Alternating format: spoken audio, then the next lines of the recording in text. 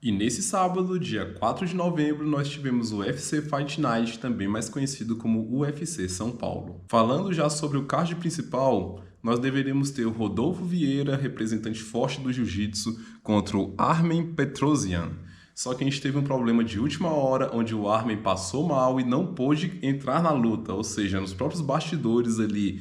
Ele fez a pesagem no dia do evento mesmo, na hora de entrar a gente ficou sabendo que não ia ter essa luta. Com isso, a luta do Elvis Brener versus o Kainan subiu para o card principal, que no fim das contas foi uma boa surpresa porque tivemos um nocaute ótimo do Elvis Brener, em que no primeiro round ele acertou um cruzado de esquerda e deixou seu oponente estatelado no chão. A luta não durou nem um minuto para a felicidade do Charles do Bronx, que estava lá no corner do Elvis. Na segunda luta do card principal nós tivemos o Caio Borralho versus o Abus Magomedov. E cara, o Caio foi muito inteligente nessa luta. Por quê? O Caio perdeu o primeiro round e perdeu com uma certa folga, porque o Caio estava entrando muito com jab, muito na distância.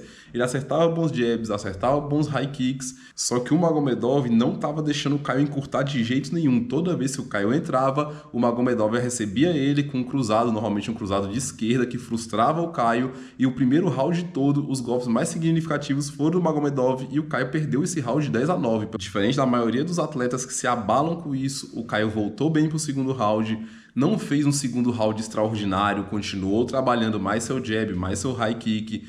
Quando ele entrava próximo do Magomedov, ele também era recebido com cruzada, mas ele entrou com um pouquinho mais de cautela.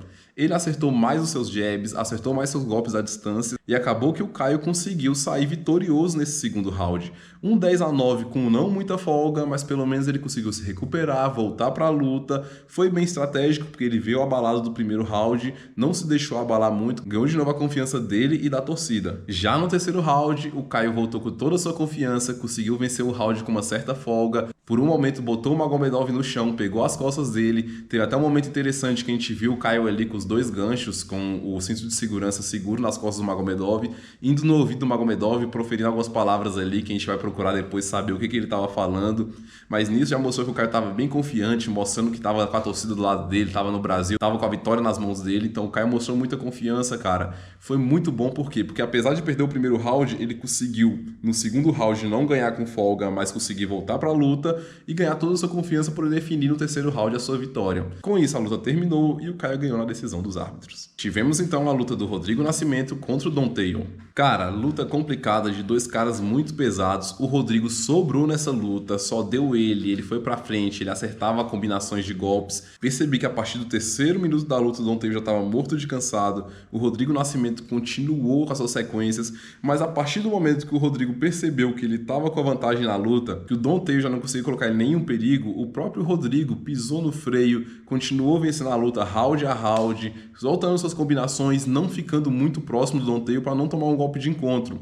A gente sabe que nesse peso, um soco só já pode determinar a luta, então ele foi muito inteligente, não deu lá aquele show para a torcida, não fez algo muito grandioso, mas trouxe para casa a vitória de forma conservadora, acertando seus golpes devagarzinho, ganhando round a round, sem se expor muito. Apesar do Donteil parecer cansado, com a guarda baixa, boca aberta, mas toda vez que o Rodrigo chegava próximo a ele, ele proferia alguns golpes ali cruzados, alguns uppers que a gente sabe que se pegasse seria perigoso. Então ele fez o dever de casa, ganhou a luta ali na tranquilidade, sem precisar se expor muito. E então tivemos a luta do Gabriel Bonfim versus o Nicolas Dalby. Confesso a vocês que essa luta me pegou, fiquei meio chateado porque o Gabriel Bonfim ele treina aqui com a gente na Cerrado MMA, a gente vê o dia a dia dele. É um garoto que se dedica muito, é um garoto que é bem completo, tem um bom jiu-jitsu, tem uma boa, ele treina luta livre, né, no chão.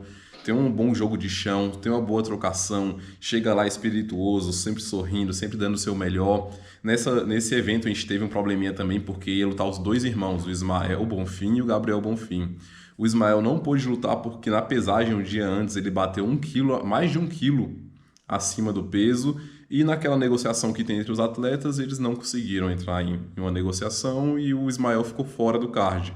Então os irmãos, que eles são conhecidos como irmãos Bonfim ou irmãos Marreta, o Ismael ficou fora e a gente teve o Gabriel se apresentando muito bem, porque o Dalby, ele veio para definir a luta, cara. Ele já começou a luta correndo para cima do Gabriel, soltando todos os golpes que ele podia. O Gabriel, diferente do que a gente esperava, que era ele dar um passo para trás, tentar desviar dos golpes do Dalby, ele entrou no infight, começou a trocar ali na curta distância, um não se amedrontou próximo ao outro.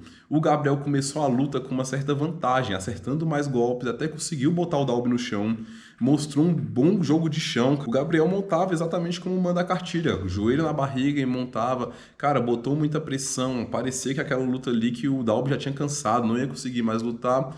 Gabriel dominou bastante a luta, terminou o primeiro round bem, apesar do Dalby ter vindo com tudo. Na minha opinião, o primeiro round foi do Gabriel. Segundo round eles começaram novamente acelerados, até que teve uma hora que o Dalby conseguiu colocar o Gabriel de costas para grade, começou a desferir algumas joelhadas e uns golpes cruzados. Uma dessas joelhadas acabou pegando na testa do Gabriel, abriu um corte e o Gabriel começou a cair de rendimento, parece que ele sentiu algum dos golpes. Gabriel não achou brecha para encurtar a distância, para abraçar o Dalby, nem para colocar ele no chão.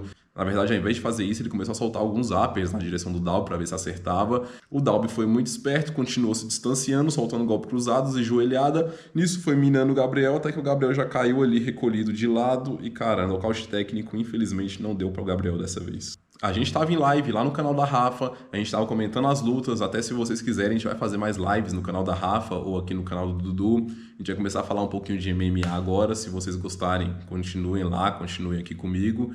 E assim, muita gente no chat falou que essa foi a luta da noite. Eu concordo com isso, apesar de ter sido só um round e alguns segundos do segundo round, cara, os dois se entregaram muito pra luta. Foi pouco tempo de luta, mas foi um show. O Dalby mostrou que queria vir pra definir a luta, se expôs, por isso ele quase perdeu a luta, porque ele teve alguns momentos ruins na luta ali. Mas o fato dele se expor, a luta foi bonita de assistir e o Dalby saiu com a vitória. Então fomos para a luta principal, onde tivemos o Derrick Lewis, aquele monstro nocauteador que ninguém pode ficar na frente dele. Se ele acertar o cruzado dele ou o overhand, ele vai te colocar no chão. Versus o nosso querido Malhadinho, que é o nosso cara, muita gente no chat chamou ele de o Nurmagomedov brasileiro, que coloca no chão, amassa e ninguém consegue fugir. A gente teve uma luta que antes da luta a gente já conversou sobre o quê? Pô, tem que fugir dessa mão do Derrick Lewis e botar ele no chão. Cara, foi exatamente essa a estratégia do Malhadinho. A gente teve 5 rounds do Malhadinho quedando muito bem. Até comentei na live que o quê? Que o Malhadinho ele não entra de queda e tenta levantar o oponente. Ele entra de queda e coloca no chão. Muita gente acha bonito esse fato de entrar de queda, levantar, atacar no chão, jogar pra cima. Mas a gente que treina, a gente sabe que, cara, levantar o outro muitas vezes é uma valência física, mas entrar de queda e simplesmente colocar o outro sentado no chão, projetar ele, jogar para um lado ou para o lado certinho aqui do lado da perna mesmo, colocando peso ali, mostra que o cara tem um conhecimento muito bom de queda, que ele não precisa gastar muita força, não precisa se cansar fazendo aquilo. Foi o que o Malhadinho fez. Ele quedava o Derrick Lewis, que é um cara muito pesado, e não parecia que o Malhadinho estava gastando aquela energia toda para colocar o Derrick Lewis no chão. Derrick Lewis, como a gente sabe, de costas pro chão é o mesmo que você virar uma tartaruga de barriga para cima, cara. Com todo respeito ao atleta, a parte de guarda dele no chão não existe, ele não conseguia colocar um gancho, ele não conseguia repor uma guarda, não conseguia chegar perto de fazer uma defesa, um jogo por baixo. O que ele podia fazer era só empurrar e tentar virar de lado. Com isso, muitas vezes ele quase deu as costas. Malhadinho conseguia montar com muita facilidade, nem precisava botar joelho na barriga nem nada. Ele fazia aquela montada que no jiu-jitsu a gente fala assim, pô, não faz isso aí não que o cara vai repor a meia guarda, não faz isso aí não que ele vai botar um gancho. O Malhadinho nem se preocupava, só jogava a perna do outro lado, o Derrick Lewis nem esboçava a defesa. Com isso, o Malhadinho por muitas vezes ficou na montada, atacou alguns katagatames, não fez muita força. Eu entendo porque o Derrick Lewis quase não tem pescoço, então não é fácil finalizar ele ali. Como são 5 rounds, o Malhadinho não quis fazer muita força para se cansar, caso ele precisasse do gás dele ainda para o final da luta.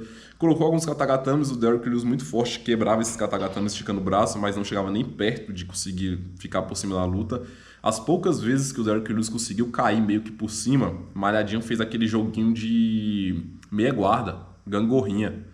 Abraçava, esgrimava, ia lá no pé, jogava pra cá, jogava pra lá, fazia a gangorrinha. Quando a gente viu, o Malhadinho já tava por cima. Ele fez isso uma vez, e a outra vez ele nem precisou fazer, porque o Derrick Lewis já perdeu o equilíbrio e caiu por baixo. Foram 5 rounds do Derrick Lewis no chão. Se a gente fosse fazer uma contagem ali, muita gente fez a contagem na live e falou, cara, que todos os rounds foram 10-8.